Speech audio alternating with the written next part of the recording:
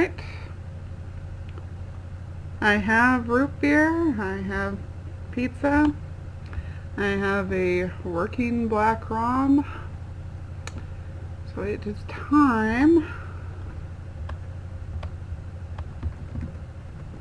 to go ahead and get started on Pokemon Blake version. After much discussion, Nico and I decided that I should go ahead and do a semi-let's play of,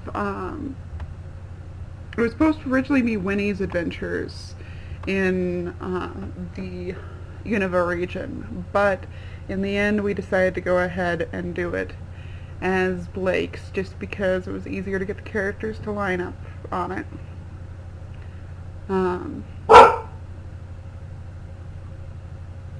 That would be Sheva adding her commentary. You will occasionally hear her and Trent throughout this broadcast, and Nico will be adding his sense here and there on later broadcasts, I'm sure. I'm doing a modified Nuzlocke on this. Instead of following the traditional Nuzlocke rules, what I've got to do as far as, one Pokemon per route and everything. That still applies in a way, but I've mixed it up a little bit to sort of reflect how things tend to go on the show or inside the video, or inside the manga, so it's a little bit more of a story and character oriented. The rules, in case they are illegible on the screen here. I must nickname everything in a way that the character would. This being Blake, they may be named something sports related, some kind of beverage or other joke, some kind of pop culture reference. Blake is, the way that I have him played,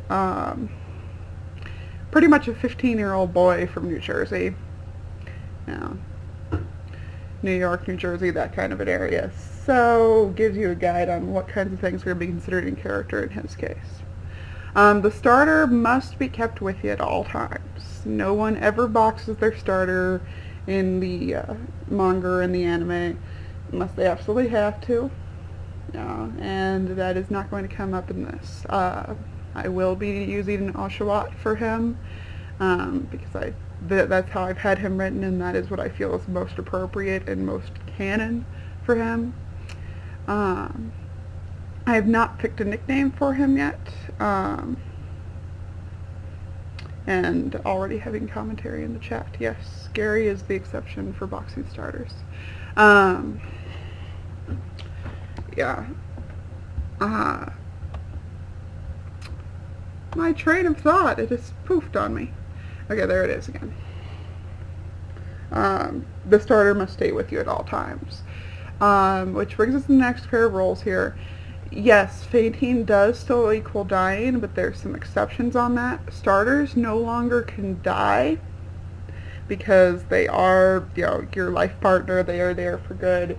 Your partner cannot die, but they can be grievously injured, which means that starters cannot be revived after they've been fainted, except at Pokemon centers. You cannot use revives on them. They need medical help. And generally speaking, Pokemon can only die versus gym leaders, Elite Four, evil team members, that'll be Plasma in this case, and other evil characters or other boss characters. This is from the idea that another random trainer probably isn't going to have the strength to kill your Pokemon, and is not going to have the intent to kill your Pokemon either. Evil team members, they'll have the intent to kill.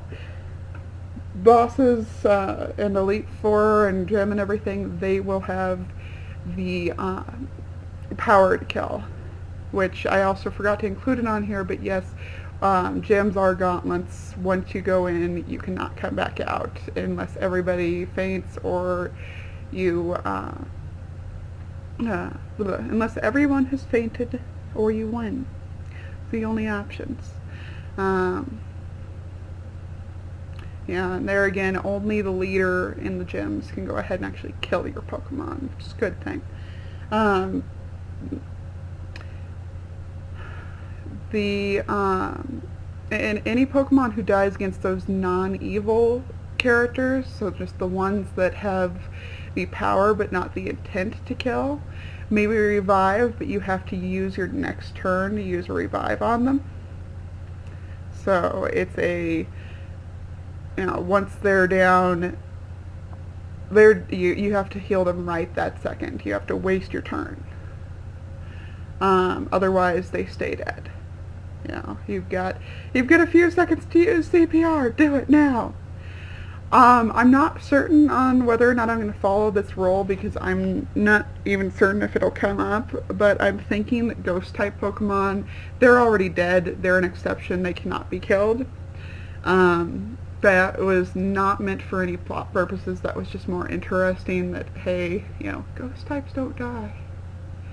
But it may not come up in it anyway because no more than 6 Pokemon can be owned at a time.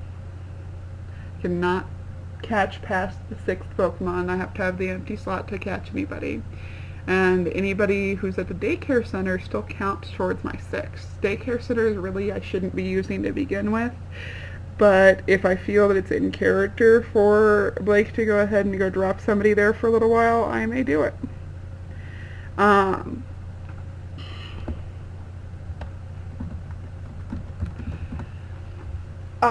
And on that also, yes, there are times when somebody will hand you another Pokemon even though you've already got a full party. Whoever you go dump in the box to pick up, to make space to pick up the other one, they stay in that box until somebody dies for you to be able to pull them out. The typical Nuzlocke of only one Pokemon may be caught per route still applies, but it is not it must be the first Pokemon or the first non-dupe. Because, again, only the 6, so if you have had somebody die and you need to go find a 6th Pokemon to fill that in, you just go wander back into the old one section. However, only one Pokemon of each line may be caught. If I've already caught, I don't even know the English names on most of these, but if I've already caught a puppy and it's fully evolved, even if that one dies, I cannot go back and get a new puppy to replace it. I may make the exception of if it's a baby, like if it's the egg of the original ones, then I may take it, but that's again only if I feel that'll be appropriate for plot purposes, since my goal here is still to emulate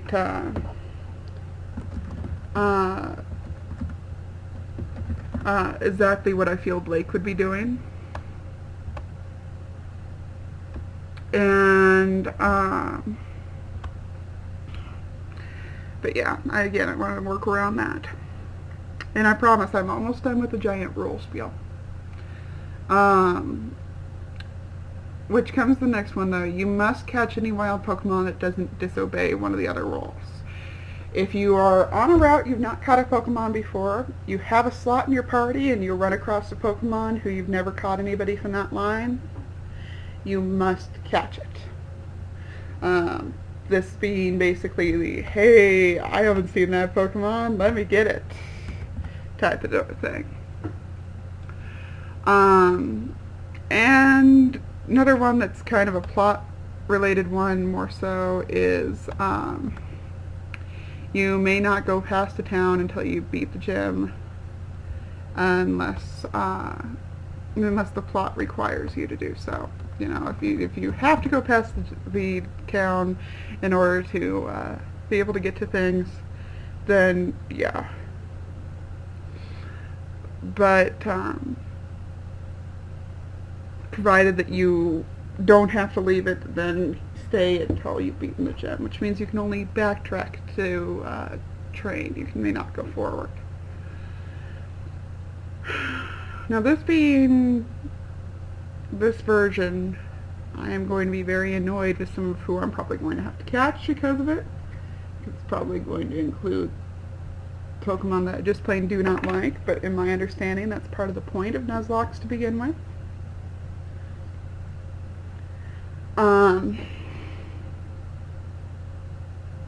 The additional things that are not displayed on here, which are sub-rules because of the specific character that I am trying to emulate here. Bianca, as she's known, does not exist in this universe.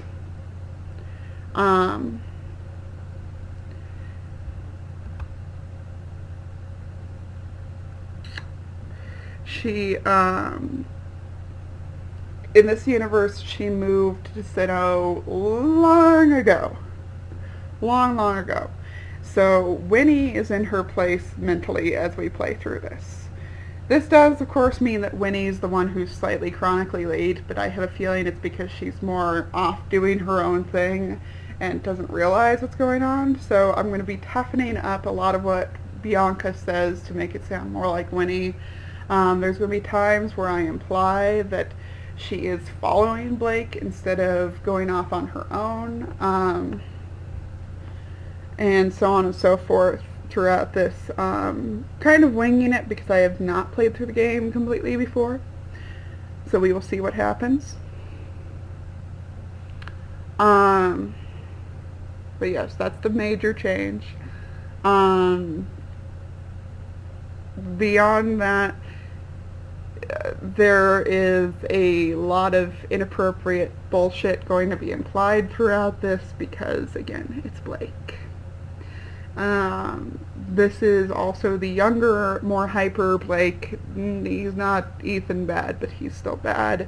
That is captured in the first couple of fics I wrote for Crackverse before he chilled out. So this is also the story of him chilling out over the course of the year. I am going to be kind of gauging hey, this is how long this has been taking. Try to give a time value to all this. And one rule I'm probably going with on this that I didn't write in here. I want to do something special concerning evolutions. I don't know whether I want it to be that you cannot delay evolution or whether I want to force delay evolution in some form. Make it be that you can't evolve in non-mundane situations or something. Suggestions on that will be appreciated. I've got a good 10 to 15 levels to go through before anybody's going to evolve, so it don't matter. But yeah. And also I'm going to go ahead and clip this off here momentarily so that I can keep the roles separate so that most people won't have to fast forward through this. And so I can clip it down when I eventually post this on YouTube. So